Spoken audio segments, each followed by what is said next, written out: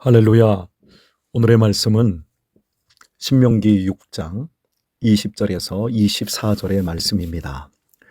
후일에 네 아들이 네게 묻기를 우리 하나님 여호와의 명하신 증거와 말씀과 규례와 법도가 무슨 뜻이뇨 하거든.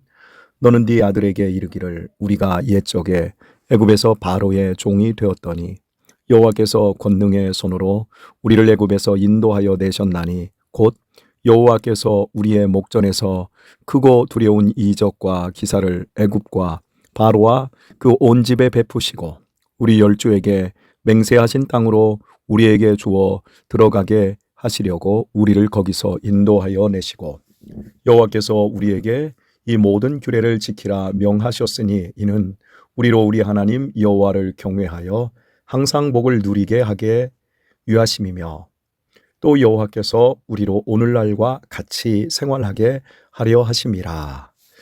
아멘. 사랑하는 교우 여러분, 제가 몸이 좋지 않아 이번 주와 다음 주간까지 휴가를 냈습니다. 빨리 심신이 안정될 수 있도록 기도해 주시고 응원해 주시기를 부탁을 드립니다. 이번 주부터 다음 주까지는 새벽마다 비대면으로 여러분을 만나 뵙도록 하겠습니다. 오늘 읽은 본문은 일상적인 가정의 한 장면으로 시작하고 있습니다. 후일에 네 아들이 네게 묻기를 우리 하나님 여호와께서 너희에게 명하신 증거와 규례와 법도는 무슨 뜻이뇨? 이렇게 묻거든 이러이러하게 대답하라고 말씀하고 있는 장면입니다. 이 질문이 얼마나 복된 질문인지 모릅니다. 자녀가 신앙을 묻는 집은 이미 그 집안에 하나님의 말씀이 살아있다는 뜻입니다. 말씀과 규례가 자녀에게 낯선 종교 용어가 아니라 마음을 건드리고 생각을 일으키는 현실이 된 것입니다. 오늘날 자녀가 부모에게 신앙을 물을 수 있다면 그것은 부모에게 큰 행복입니다. 왜냐하면 그 질문 자체가 부모의 삶이 아이에게 신앙의 궁금증을 만들어냈다는 증거이기 때문입니다. 모세는 이렇게 말합니다. 아들이 묻거든 먼저 원칙부터 설명하지 말고 역사로 대답하라고 합니다. 곧 출애굽의 이야기로 시작하라는 것입니다. 우리는 애굽에서 바로의 종이 되었더니 여호와께서 강한 손으로 우리를 애굽에서 인도하여 내셨다. 신앙은 규칙의 집합이 아니라 구원의 이야기입니다. 책 속에 담겨진 문자가 아니라 삶으로 풀어내는 이야기입니다. 우리는 원래 종이었고 스스로 빠져나올 수 없었는데 하나님이 강한 손과 펴신 팔로 우리를 건져내셨습니다. 그러니 자녀에게 전해야 할 믿음의 핵심은 이것입니다. 얘야, 우리 하나님은 우리를 구원하신 하나님이시다. 우리는 그 은혜로 사는 사람들이다. 그리고 모세는 그 구원의 역사를 말한 다음 하나님이 왜 이런 규례와 법도를 주셨는지 목적을 분명히 말하고 있습니다. 여호와께서 이 모든 규례를 명하사 우리 하나님 여호와를 경외하여 항상 복을 누리게 하기 위함이시며 또 오늘날과 같이 우리를 살게 하려 하심이라. 하나님이 계명을 주신 목적은 우리를 억누르려는 것이 아닙니다. 하나님을 경외하게 하셔서 복을 누리게 하시려는 것입니다. 복은 단지 물질의 넉넉함이 아니라 무너지지 않는 삶의 안전, 관계의 평안, 가정의 견고함, 길이 흔들리지 않는 은혜의 안정입니다. 하나님을 경외하는 집에는 불필요한 파괴가 줄어듭니다. 죄가 부숴놓는 길을 미리 막고 하나님이 주시는 길 위에서 삶이 오래도록 안정되게 보존됩니다. 그런데 그 다음 문장이 더 중요합니다. 오늘날과 같이 우리를 살게 하려 하심이라. 말씀은 내일 천국만 말하는 것이 아니라 오늘의 삶을 살게 하는 능력입니다. 부모는 자녀에게 이렇게 말할 수 있어야 합니다. 얘야, 이 말씀은 옛날 이야기나 종교 규칙이 아니라 오늘 아버지를, 엄마를 살게 하는 길이란다. 내가 오늘 이런 선택을 하는 이유가 바로 하나님의 말씀 때문이지, 이렇게 말해야 된다는 거죠. 여기서 우리가 붙들어야 할 진실이 있습니다. 현재의 삶이 있어야 한다는 겁니다. 부모의 삶에 말씀이 현재형으로 살아있지 않으면 자녀가 신앙을 물을 이유가 없습니다. 말로는 믿음을 말하지만 삶은 세상 방식이며 또 세상을 추구하는 상태라면 아이는 질문 대신 결론을 내릴 겁니다. 신앙은 현실과 상관없는 이야기구나. 교회 가서는 교회대로, 또 삶에서는 세상 사람들과 내내 똑같게 행동하면 되는구나. 이렇게밖에 결론을 내릴 수 없는 겁니다. 반대로 부모의 일상 속에 말씀이 만들어낸 흔적이 있으면 아이는 물을 수밖에 없습니다. 왜 아빠는 손해봐도 정직해? 왜 엄마는 화날 상황에서도 용서하려고 하지? 왜 우리 집은 힘들어도 예배를 놓지 않는 거야? 왜 엄마 아빠는 돈보다 하나님을 더 크게 말해? 질문은 말에서 나오지 않습니다. 질문은 삶에서 만들어집니다. 그러니 자녀가 신앙을 묻는다는 것은 부모의 삶이 아이에게 거룩한 질문을 만들어냈다는 뜻입니다. 이것이 부모의 행복입니다. 가정의 달에 우리는 이 말씀 앞에서 자신을 다시 비추어 보아야 합니다.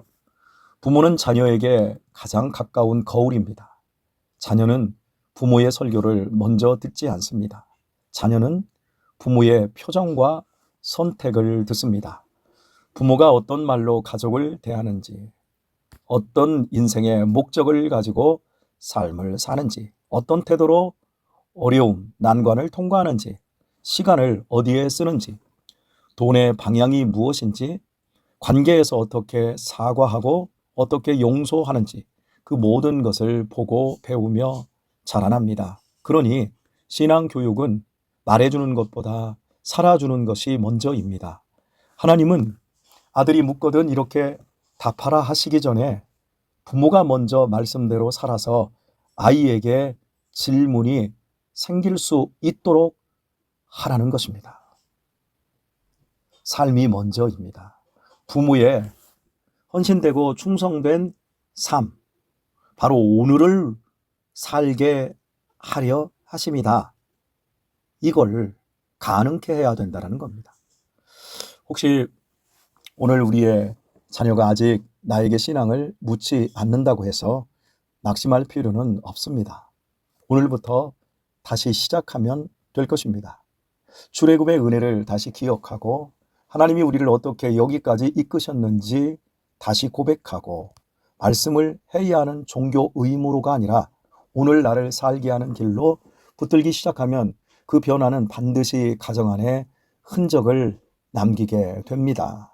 십자가의 은혜로 내가 구원받아 하나님의 자녀 되었고 내가 살아온 인생의 날 동안 하나님이 나를 붙들어 주셨기에 내가 오늘 이렇게 믿음의 삶을 살고 있다.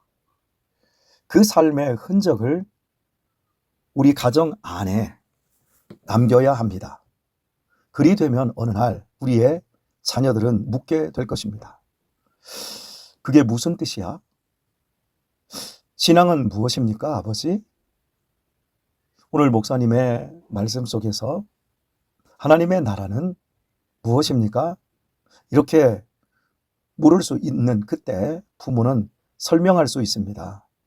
지식으로만이 아니라 삶으로, 간증으로, 기쁨으로 말할 수 있습니다. 얘야, 하나님이 우리를 종살이에서 건져내셨단다. 죄의 노예에서 우리를 구원해내셨단다. 그래서 우리는 하나님을 경외하며 복을 누리고 그 말씀이 오늘도 우리 가정을 살게 한단다. 너의 삶의 현재도 바로 아버지, 엄마가 예수님을 통해서 구원받았기에 오늘 나의 삶이나 너의 삶이 있고 너의 질문 역시 바로 그 은혜 속에서 이루어진 것이란다. 이렇게 대답할 수 있을 것입니다. 주 안에서 사랑하는 성도 여러분, 가정의 달에 우리가 붙들어야 할 기도 제목은 이것입니다. 주님, 우리 집이 자녀들이 신앙을 묻는 집이 되게 해 주옵소서. 그리고 그 기도의 첫걸음은 부모가 거울이 되는 것입니다. 말씀이 오늘 내 삶이 되게 하는 것입니다. 오늘의 선택이 말씀에서 나오게 하는 것입니다. 그렇게 살 때 자녀의 질문은 생기고 그 질문은 곧 가정해 주신 하나님의 은혜의 열매가 될 것입니다. 말씀을 맺겠습니다. 나는 나의 자녀들에게서 신앙의 질문을 받고 있습니까?